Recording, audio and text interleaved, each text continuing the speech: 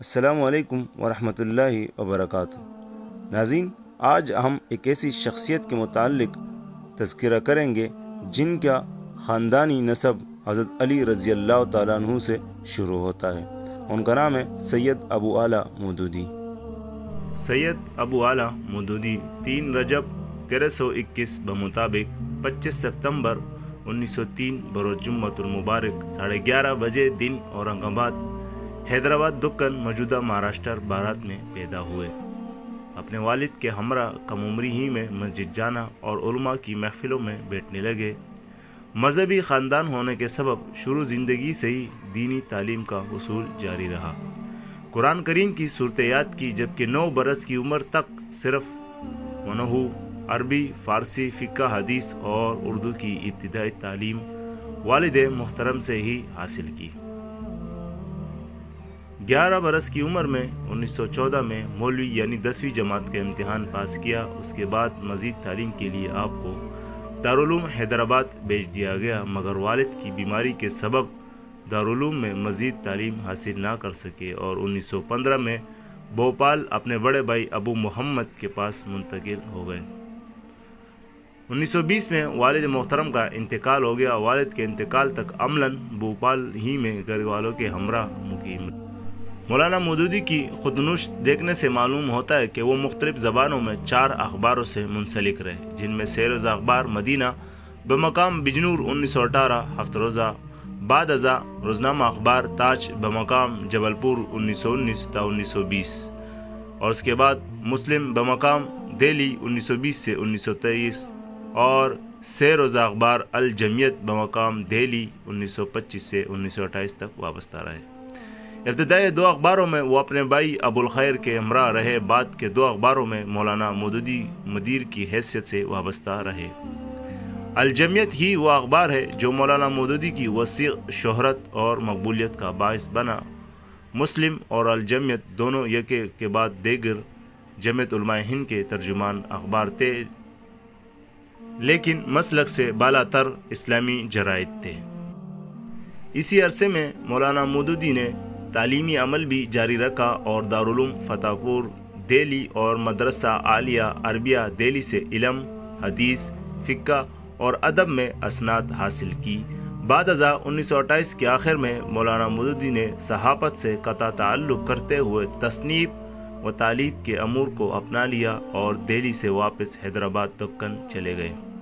1927 میں 24 سال کی عمر میں 23 یا 24 قسطوں میں اسلام اور قانون جنگ کے عنوان سے سلسلہ وار مضامین اخبار الجمیہ شائع ہوئی، جنہیں 1930 میں الجہاد فی الاسلام کے نام سے کتابی صورت میں دارالمصنفین اعظم گڑھ نے شائع کیا۔ اسی عرصے میں اخبار الجمیہ کے بیشتر ادارتی نوٹ بھی لکھے اور 5 سے 6 مضامین اور 3 کتب کا اردو میں ترجمہ بھی کیا۔ اس عرصے کے ابتدائی برسوں میں حیدرآباد دکن میں قیام کے دوران مولانا مودودی نے تاریخ پر مطالعہ اور تحقیق شروع کی۔ اس وقت آپ کی عمر 25 سال تھی۔ آل سلجوق دکن کی سیاسی تاریخ، دولت آصفیہ اور حکومت برطانیہ کے تعلقات کی تصنیف اسی عرصے میں ہوئی، جبکہ تاریخ ابن خلدون کا ترجمہ اسفار اربعہ کے نام سے کیا۔ اسی عرصے میں طالب کے تخلص کے ساتھ شعر و شاعری بھی کی اور 1930 میں ریاست حیدرآباد کے محکمہ تعلیم کی ایما پر نصابی کتب کے لیے دینیات تحریر کی، جسے ریاست میں ہائی اسکول کے نصاب کا حصہ بنا دیا گیا۔ 1930 میں مولانا مودودی کی شادی 34 برس کی عمر میں محمودہ بیگم کے ساتھ ہوئی۔ محمودہ بیگم کا تعلق دہلی کے بخاری خاندان سے تھا۔ دہلی کی جامع مسجد کی امامت اسی خاندان کے پاس ہے۔ علمی اور صاحب ثروت خاندان سے تعلق رکھنے والی محمودہ بیگم نے مولانا مودودی کی زندگی کے مشن میں بھرپور تعاون کیا اور مولانا کے ہمراہ شادی کی پوری بعد 4 ہجرتیں بھی کی۔ مولانا کی قید و بند کی صعوبتوں میں صبر کا دامن نہ چھوڑا۔ گھر کے معاملات اور بچوں کی تربیت محمودہ بیگم کے سپرد ہی تھی۔ محمودہ بیگم کا انتقال 2003 میں ہوا۔ سنجیدہ حلقوں میں مولانا مودودی کی شخصیت اور افکار کو درجہ حاصل ہونے لگا۔ اسی عرصے میں علامہ محمد اقبال اور مولانا کی خط و کتابت بذریعہ چودھری نیاز محمد شروع ہوئی۔ چودھری نیاز محمد پٹھانکوٹ کے علاقے میں ایک ادارہ قائم کرنا چاہتے تھے جو تحقیق، تعلیم اور تربیت کے امور سر انجام دے۔ چودھری نیاز محمد کے ان خیالات کی روشنی میں علامہ محمد اقبال نے سید ابو اعلیٰ مودودی کا نام تجویز کیا اور انہیں آمادہ کیا کہ وہ پٹھانکوٹ منتقل ہو کر اس ادارے کا انتظام سنبھال لیں۔ دعوت ملنے کے تقریباً 2 سال بعد تمام معاملات کے ختم ہو جانے پر 1938 میں مولانا مودودی نے اپنے اہل خانہ کے ہمراہ پٹھانکوٹ منتقل ہو گئے اور دارالسلام نامی علمی اور تحقیقی مرکز کی بنیاد ڈالی۔ 1938 سے 1939 تک دارالسلام قائم رہ سکا۔ اسی عرصے میں مسلمانان ہند کی رہنمائی کے لیے رفقا کی مشاورت سے مسلمانوں کی ایک فکری جماعت کی تشکیل پر سوچنے کا عمل شروع ہوا، لہٰذا 1939 سے 1942 تک لاہور میں قیام کیا۔ اسلامیہ کالج کے شعبہ دینیات میں 1 سال بلا معاوضہ فرائض سر انجام دیے۔ مولانا مودودی کے خیالات نے ایک جامع اور جیدار تحریک برپا کرنے کی راہ اختیار کر لی۔ ترجمان القرآن میں ایک صالح جماعت کی ضرورت کا مضمون بھی شائع ہوا، جس کے بعد انہوں نے 25 یا 26 اگست 1941 کو منعقدہ ایک اجتماع میں ایک نئی تنظیم جماعت اسلامی کے نام سے قائم کی۔ تنظیم کی تاسیس اسلامیہ پارک لاہور میں مولانا ظفر اقبال کی کوٹھی سے متصل مسجد کے سامنے مولانا مودودی کی رہائش گاہ میں ہوئی، جس میں پورے ہندوستان سے 75 افراد نے شرکت کی۔ اس عرصے میں آپ لاہور میں مقیم رہے۔ علامہ اقبال کی دعوت پر جنوبی ہند سے شمال ہند اور پھر شمال ہند کے اہم مرکز لاہور کو اپنی تحریک کے صدر مقام کے طور پر آپ نے منتخب کیا۔ بعد ازاں 1942 میں دوسری جنگ عظیم کے بعد پیدا ہونے والی حالات پر فیصلہ کیا گیا کہ بہتر تحقیقی اور تربیتی کام کے لیے مرکزی جماعت کو دارالسلام پٹھانکوٹ منتقل کر دیا جائے۔ جماعت اسلامی کی اکابرین پٹھانکوٹ منتقل ہو گئے۔ پہلا کل ہند اجتماع 1945 میں دارالسلام پٹھانکوٹ میں منعقد ہوا، جس میں 800 افراد نے شرکت کی، جبکہ دوسرا اجتماع 1946 میں الہ آباد میں منعقد ہوا، جس میں 2000 افراد شریک ہوئے۔ کانگریس اور مسلم لیگ کی سیاسی کشمکش عروج پر پہنچ چکی تھی اور پاکستان وجود پذیر ہو رہا تھا۔ 1947 کے اوائل میں 4 جگہوں پر اجتماعات منعقد کیے گئے۔ متوقع مغربی پاکستان کے دارالسلام، متوقع بھارت کے کارکنان کے لیے مدرس، پٹنہ اور ٹونک میں اجتماعات منعقد ہوئے۔ وہ متوقع پاکستان اور متوقع بھارت کے کارکنان کی تحریک کے اسلامی کا آئندہ لائحہ عمل پیش کیا گیا۔ اس عرصے میں دعوت اسلامی اور اس کا طریقہ کار، اسلام اور جاہلیت، شہادت حق اور تحریک اسلامی کی اخلاقی بنیادیں جیسی کتابیں تصنیف کی گئی۔ 1942 میں مارکۃ الآراء، مشہور تفسیر تفہیم القرآن کی تصنیف کا آغاز ہوا۔ ضلع گورداسپور تقسیم ہند کے وقت متنازع ضلع بن گیا اور ہندوستان نے قبضے میں لے لیا۔ پٹھانکوٹ اسی ضلع میں واقع تھا۔ ہندوؤں اور سکھوں کے حملے کے پیش نظر اطراف کے 8000 کے لگ بھگ مسلمانوں نے دارالسلام میں پناہ لی، جنہیں آہستہ آہستہ کر کے اگست 1947 میں پاکستان روانہ کیا۔ ہجرت پاکستان کے ان آخری لمحات میں ہنگامہ آرائی کے دوران ایک کارکن شہید ہو گیا اور تمام کتب، ریکارڈ، مسودات، یادداشتیں اسی جگہ رہ گئی، اور مولانا مودودی نے تمام پناہ گزینوں کی روانگی کے بعد آخر میں لاہور میں ہجرت کی۔ مولانا مودودی جماعت اسلامی قافلے کے ہمراہ اگست 1947 میں لاہور پہنچے۔ مولانا مودودی سمیت ابتدا میں جماعت اسلامی کے کارکنان اور اہل خانہ گوال منڈی، سوہن لال کالج اور اسلامیہ پارک خیمہ بستی میں رہے اور پھر اچرا لاہور میں مکانات کرائے پر لے کر مقیم ہو گئے۔ مرکز جماعت اچرا کو بنایا گیا، تاہم راولپنڈی میں بھی ذیلی مرکز قائم کیا گیا۔ یہ وقت فکری کام سے زیادہ رفاہی کام کا تقاضا کر رہا تھا، لہذا کارکنان جماعت نے مہاجرین کی خدمت، لاشوں کی تدفین اور لاہور کے صفائی کے کام کا آغاز کیا۔ مغربی پاکستان کو 8 حصوں میں تقسیم کر کے نظم جماعت قائم کیا گیا اور مشرق پاکستان میں کام کے آغاز کے لیے افراد تعین کیا گیا۔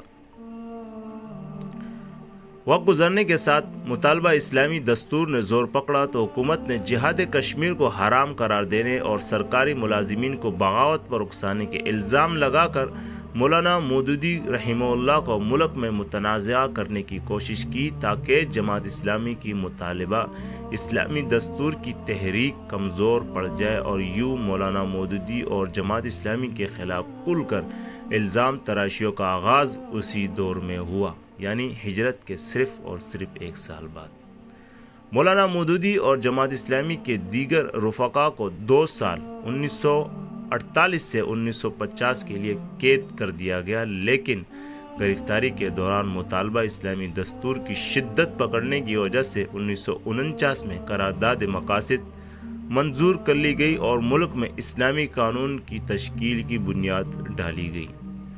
1951 میں پنجاب میں ہونے والے صوبائی انتخابات میں جماعت اسلامی نے پہلی مرتبہ شمولیت اختیار کر لی اور رائج سیاست سے ہٹ کر دستور ساز اسمبلی کے انتخابات میں شمولیت پر تفصیلی ایجنڈا اور طریقہ کار وضع کر کے عوام کے سامنے پیش کیا۔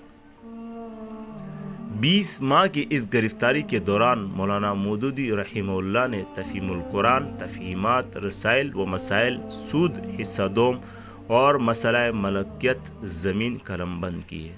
اسی عرصے میں حکومت نے دستوری اصولوں کی رپورٹ شائع کی جسے علماء نے رد کر دیا۔ رہائی کے فوری بعد مولانا مودودی نے ملک گیر دورے کیے اور رپورٹ کی خامیوں کی نشاندہی کی۔ بعد ازاں مولانا مودودی سمیت تمام طبقات سے تعلق رکھنے والے ملک کے 31 علماء نے 1951 میں متفقہ 22 نکات تیار کر کے حکومت کو پیش کیے کہ ان اصولوں پر مبنی دستور بنایا جائے۔ اسلامی دستور کی تدوین تصنیف ہوئی اور 22 نکات کی روشنی میں مطالبہ نظام اسلامی مہم کا آغاز کیا گیا اور کچھ ہی عرصے بعد قادیانیوں کے خلاف تحریک شروع ہو گئی۔ مشہور کتاب قادیانی مسئلہ اسی عرصے میں تصنیف ہوئی، تاہم انہی تحریکوں کے دوران لاہور میں مارشل لا لگ گیا اور مولانا مودودی سمیت جماعت اسلامی کی پوری مجلس شورا کو گرفتار کیا گیا۔ قادیانی مسئلے کی پاداش میں مولانا مودودی رحمہ اللہ کو سزائے موت تک سنا دی گئی، تاہم ملکی اور بین الاقوامی رد عمل کے بعد سزا عمر قید میں تبدیل کر دی گئی۔ آپ 1953 سے تا 1956 تک گرفتار رہے۔ تفہیم القرآن جلد اول اور دوم بالترتیب 1951 اور 1954 میں شائع ہوئی۔ دستور ساز اسمبلی نے 1956 میں اسلامی اصولوں کی روشنی میں پاکستان کا پہلا دستور مرتب کر لیا۔ یہ جماعت اسلامی کی 9 سالہ جدوجہد کا ثمر تھا۔ دستور کی روشنی میں 1958 میں ملک میں پہلے عام انتخابات کا اعلان کیا گیا، جس کی روشنی میں جماعت اسلامی نے اپنا پہلا منشور تیار کیا، لیکن 1 سال بعد ہی 1957 میں جنرل ایوب خان نے ملک میں مارشل لا لگا کر دستور ختم کر دیا اور جماعت اسلامی پر پابندی لگا دی۔ 1957 میں جماعت اسلامی کے مانچی گوٹ کے اجتماع میں ملکی حالات اور قیام پاکستان کے بعد حالات میں جماعت اسلامی کے لائحہ عمل پر بحث و مباحثہ ہوا اور تحریک اسلامی کا آئندہ لائحہ عمل کی صورت میں اجتماع سے کی گئی تقریر کتابی صورت میں مرتب کی گئی اور جماعت اسلامی کے آئندہ لائحہ عمل پر یکسوئی اختیار کی گئی۔ 1957 تا 1962 جماعت اسلامی پر دیگر جماعتوں کے ہمراہ پابندی رہی۔ جنرل ایوب خان 1962 کا نیا آئین دستور نافذ کر کے سیاسی جماعتوں کو بحال کر دیا، مگر جماعت اسلامی نے نئے دستور کی خامیوں کے خلاف مطالبہ اسلامی کی تحریک شروع کر دی۔ 1963 میں اسی سلسلے میں لاہور میں کل پاکستان اجتماع عام منعقد کیا گیا، جس میں مولانا مودودی پر حملے کی کوشش ناکام ہوئی اور ایک کارکن اللہ بخش شہید ہوئے۔